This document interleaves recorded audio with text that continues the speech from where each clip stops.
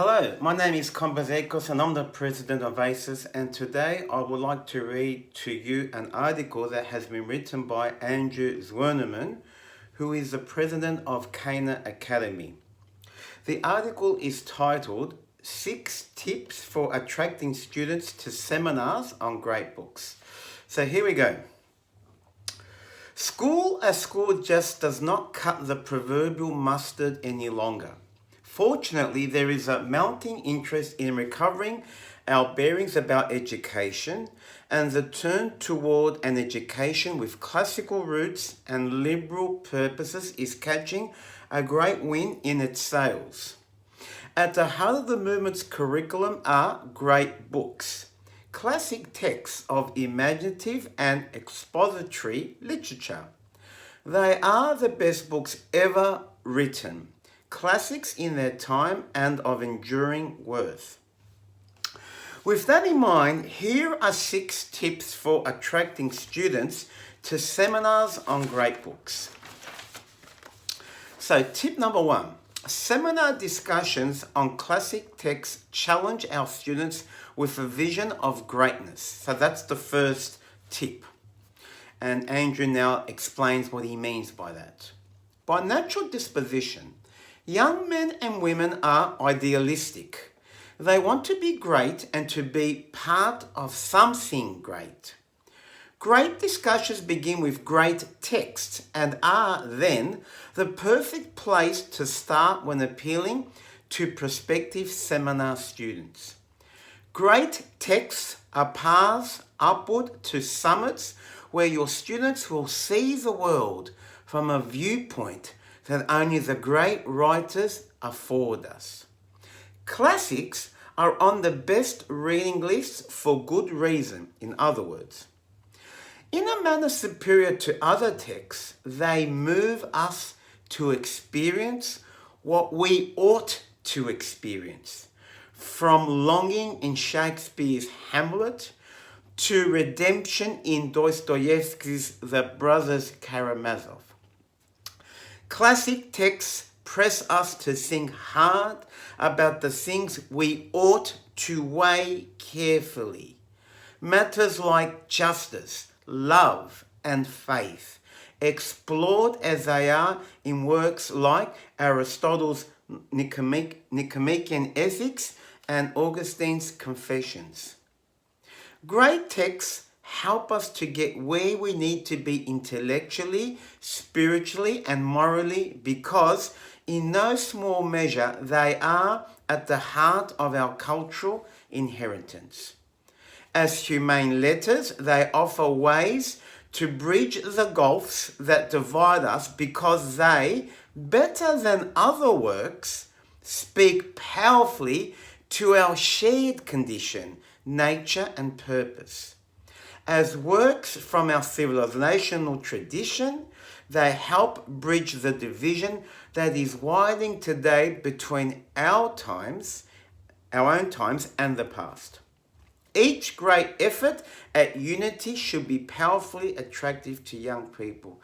So this is a crucial point, dear listeners, especially in Australia. When we say classical schools, we mean schools where students can read these great texts, where they get to explore the themes in these schools. So it's very, very important that we understand what we mean by classical schools. The great books are read, starting from a young age all the way through to high school. Students are exposed to these great books. Let's continue listening to what Andrew says. So tip number 2. Seminar discussions foster a growth mentality. What does that mean? Growth does not happen unless one wants to grow. Young people want to grow, not just into adulthood, but listen to this, into excellence in areas of life that are important to them.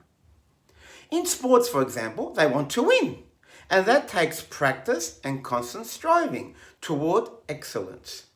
In relationships, they want to be respected, loved, and included, which, among other things, means they are willing to polish their looks, speech, manners, and commitments in order to bond with others. In the third example, most young people have a natural hope for the future. And that means they want to do something worthwhile to fulfill their expectations for the future. I'm not saying that all young people are in the best spot. I am saying that all young people have a nature that is good and are naturally chock full of potential for the fulfillment or perfection of what is already good. For that reason, I think appealing to them in terms of a growth mentality can work very effectively, specifically in how they perceive seminars on great books. Tip number 3. Seminars provide exceptional opportunities for freedom. What does this mean?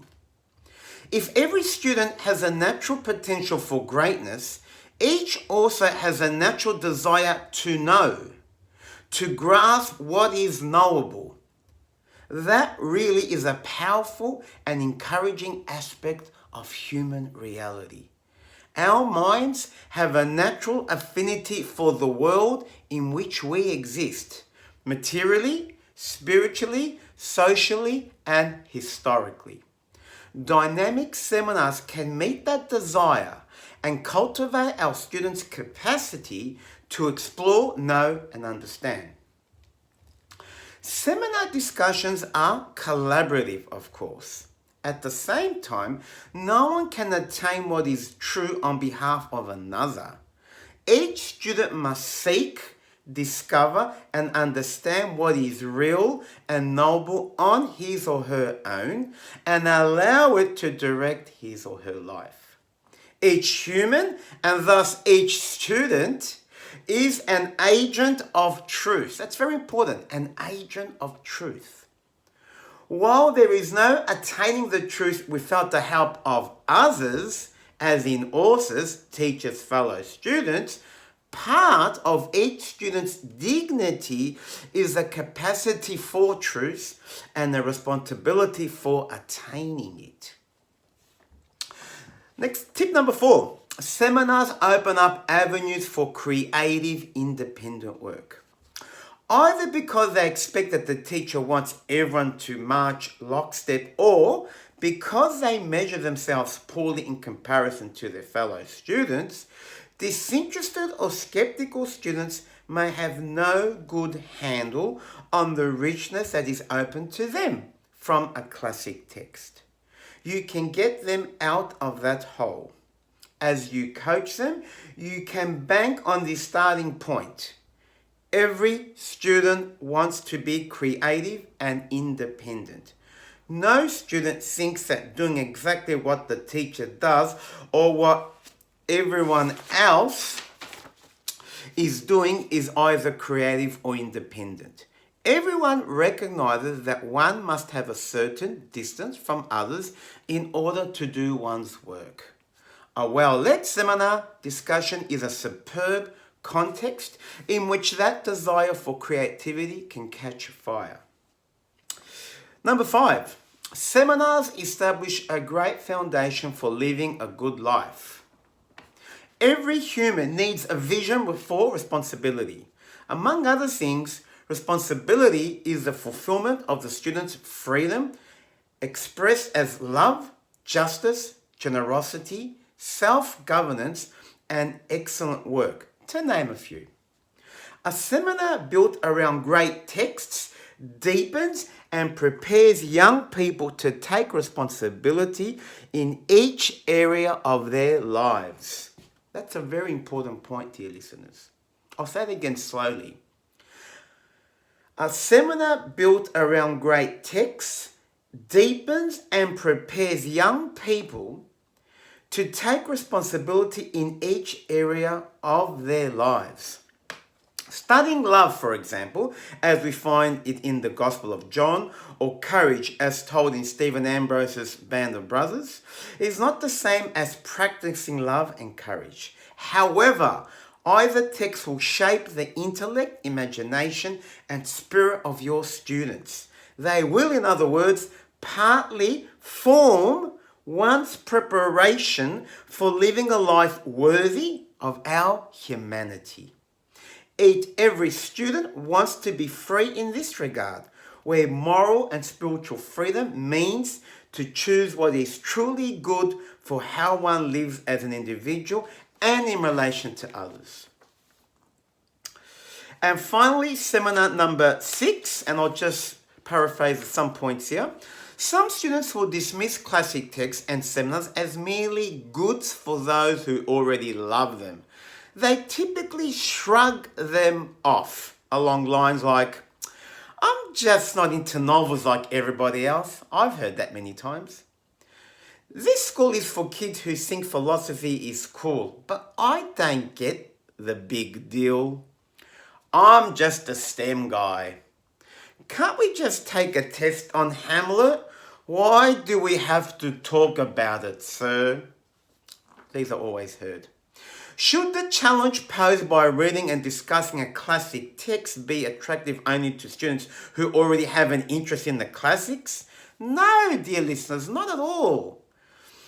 An education to freedom is meant for everyone and natural to each student. Classical education is for everyone, dear listeners.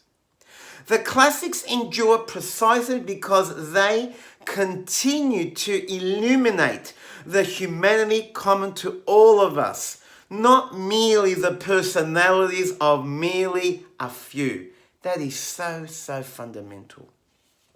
For example, Odysseus is longing for home and marriage in Homer's Odyssey, for example, and Telemachus is longing for the father he has never truly known.